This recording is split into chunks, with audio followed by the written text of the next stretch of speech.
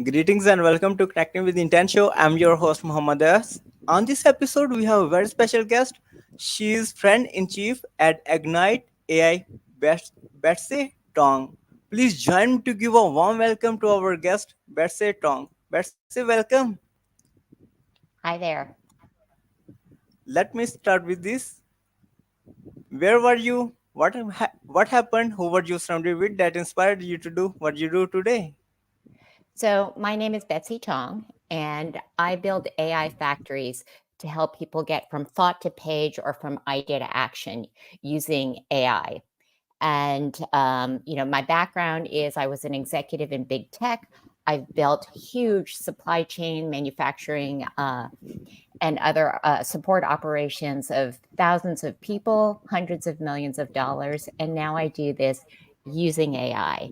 And what inspired me was probably 6 months ago, I saw a quotation from Sam Altman where he said, "This is an age of the solopreneur billionaire."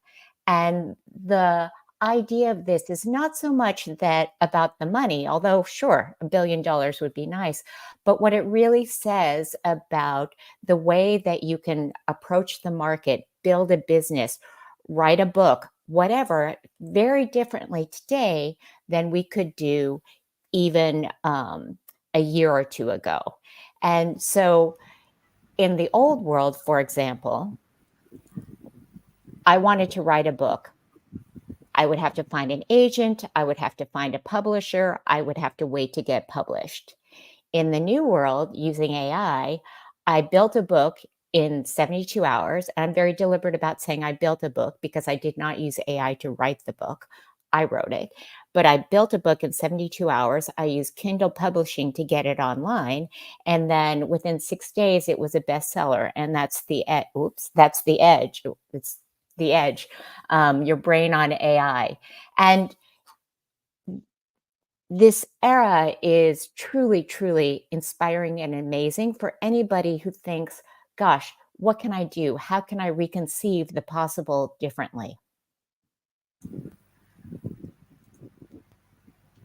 What is your higher purpose in life? So once you start to realize what AI can do and how uh, you can really do better and make higher impact with your life, with your business, with your family, in whatever ways are possible, then you start to realize that there is a bifurcation that will happen for those who have access and start using AI in the way that I talk about in my book, and those who don't. And and that is terrifying to me, the have and the have not world, where some people are left so far behind because they don't have access to broadband. They don't start to use AI in their everyday. They don't figure out how to use it to make for impactful things beyond I can write a blog or an email faster, right? And so my higher purpose and mission in life is to teach people how to make AI relate to them and to think about it as an intelligence, not just as a supercharged Google, but really think about how do you use this intelligence and use it to do your life or your work or your business better. And if I can get more people using AI, that's what I want. I do not want a world where a few people figure it out and the rest of the world is left behind. That's a great uh, purpose.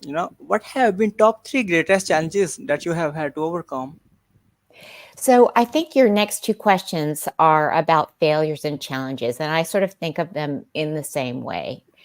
And if I think about my life up until now, 2023 was a very difficult year for me for many reasons. But one of the things in February was I was at a conference with my then CTO for the company I was working with at the time, and he said, we've been working on this top secret project. LLMs, large language models, and generative AI are coming into the marketplace. And this is my CTO talking, I can foresee a world where we don't need developers anymore. And we're building out the capability to do development tests and development using large language models and AI agents or chatbots.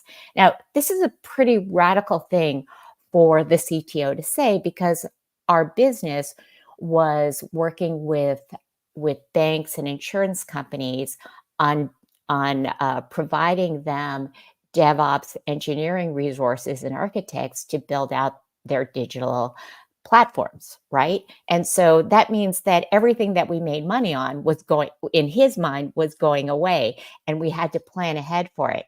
Then fast forward 6, 7 months, and the business was dead.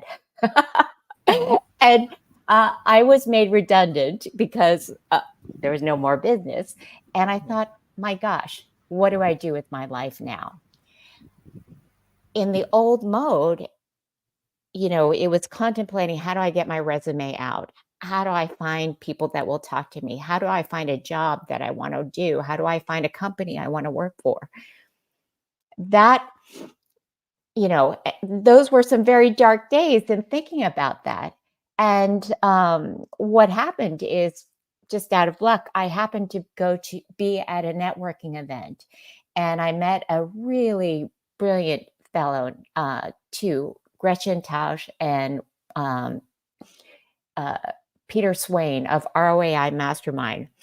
And they talked about how Peter was using AI, and his AI persona was Jet, and Jet was helping him be a better conversationalist with his wife and sort of road test conversations that they might have so he wouldn't get in trouble. And the way he talked about Jet, his AI, with such affection, really opened my eyes to saying, oh my gosh, this is not just about writing really poorly written blogs or emails faster.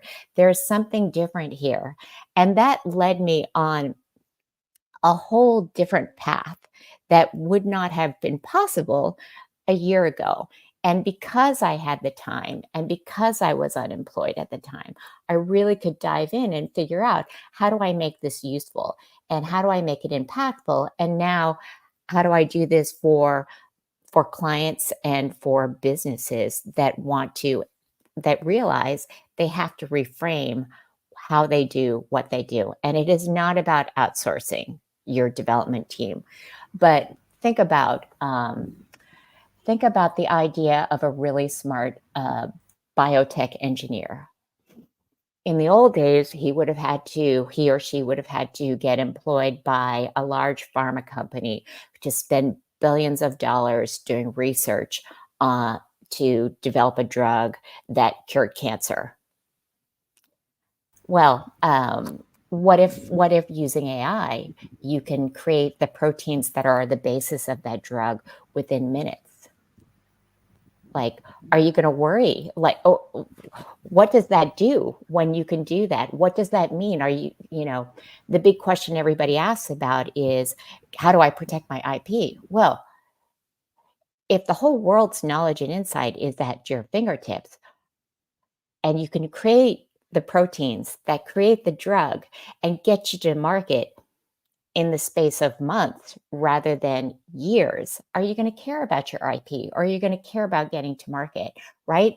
Like, just the world of possibility is so amazing now.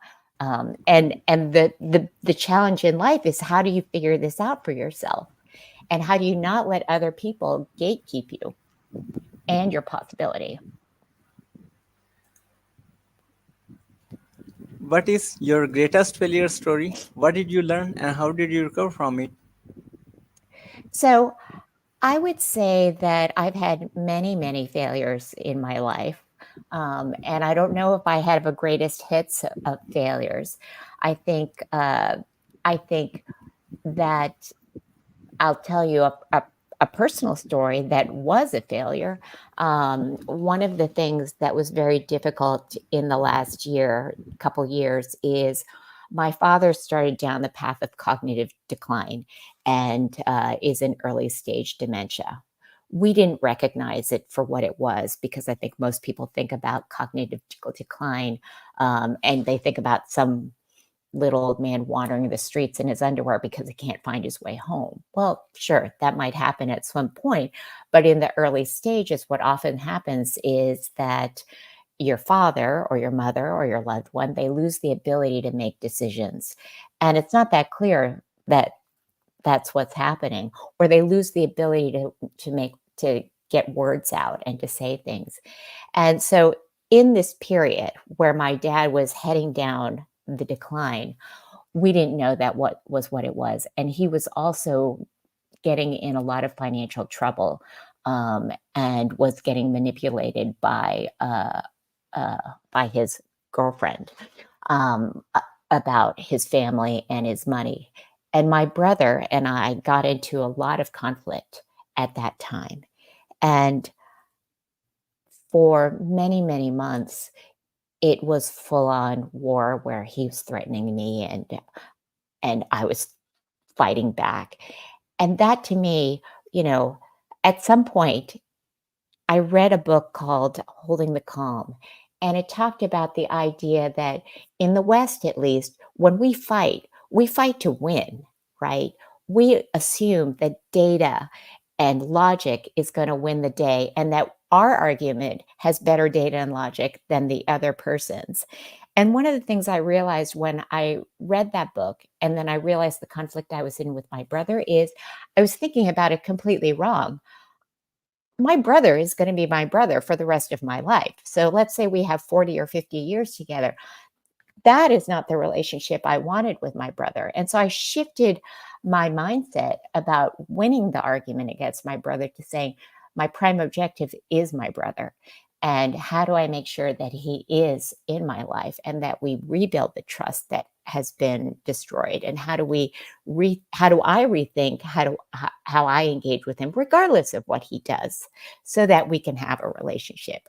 And that to me was, again, you know, a big failure and a big learning. And then also everything that I did with my father, I've written about in my my second book that I just launched on Kindle, Amazon ebooks, in this past week, because I think it's important for people to have alternatives and to think about how do they approach problems differently. What is the most impactful book you have read and what did you learn from it? Oh my gosh, I could talk about the books I've read that have had impact on me for days. So, Hold the Calm, again, very impactful to me. But in the last 6 months or so, the ones that really were life changing because they sort of reframed the way I thought about traditional problems that I had were, of course, Peter Attia and longevity, and the idea that you live your life and you orient your life to how you want the last 10 years to be from a physical, mental, and social health perspective, right?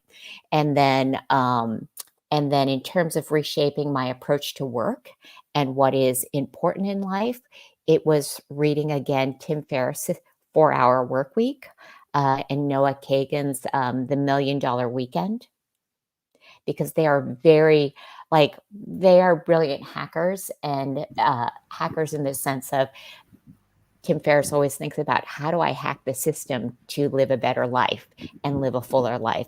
And Noah Kagan's formula for building a business sort of, again, brings that idea of accessibility. So if you have a weekend, could you create $1 million business? And the book goes through that formula. Um, and then the other two that were really impactful for me were Arthur Brooks' Strength to Strength, which is thinking about how do you rethink what you are great at, because as you enter the second half of your life, the things that you were great at the first half change. And so he uses a story about Johann Sebastian Bach, who was a brilliant composer in his day, also now. But as he grew older, it was his son who were suppressing him in terms of his musical genius and prowess. And so Johann Sebastian Bach turned his genius to teaching music. And now every child in the world who learns piano learns classical piano uses Bach. They don't use, I don't even remember his son's name, but I know Johann Sebastian Bach, right? Because he found his second strength, which was teaching what he knew. And the final book, I think, is Oliver Berkman, which is 4,000 Weeks and Time Management. I'm going to get the title wrong, but it's Time Management for Mortals. And he talks about how we have this supercharged productivity hustle that's happening because everybody's online all the time, and AI can make you go so much faster than you were in an exponential this and that and the other thing. And that just is an activity hustle and a scam. And when you think about the idea that you have 4,000 weeks in your life, you have to think about what is it that I do in those 4,000 weeks that actually makes a difference and actually is impactful and meaningful and that I want to be remembered for in my life. And you don't waste time with the other stuff then. You don't waste time with busyness. You waste time with purpose. What are your goals for the next 12 months? So I'm building a business, and it's going pretty amazingly so far. And, I use the title friend in chief because that says to me, this is the quality of the business that I want to have. It's about being able to spend quality time with people I like, helping them put their thoughts into action and their ideas on a page and creating an AI factory around them to help them be more effective. I have a great roster of clients right now. It's been amazing to me that that the response has been so good, and I'd like to keep doing What advice you will give to younger yourself? that. Younger self, just keep going. It doesn't, don't worry about the big picture. Worry about every day doing something and getting out of bed, taking 5 to 10 minutes a day to do something that really matters to you. Today, that thing for me is figuring out new ways that I can use AI to be better. And better is very broadly defined, but really just get out of your head. Knowledge and insight are a commodity today. Action, action and execution are the thing. So get out of your head, get out of your brain, get going. How can we support you? Well, I would love it if you got my book, The Edge, off of Amazon. and and it's not the murder mystery, The Edge, but it's The Edge, Your Brain on AI by Betsy Tong. I would love it if you buy it, and I'd love it if you review me. Sure. What would you say about your guest appearance on the show?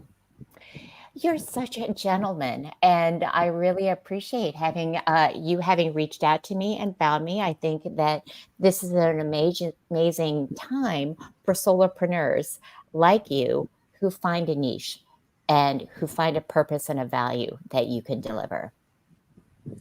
Thank you so much for your kind words. I really appreciate you for this. What closing thoughts would you like to share with our listeners? We live in a world where there are so many gatekeepers to knowledge. For example, universities in how they teach you, or patent offices and IP and lawyers and so forth. Don't let anybody be a gatekeeper.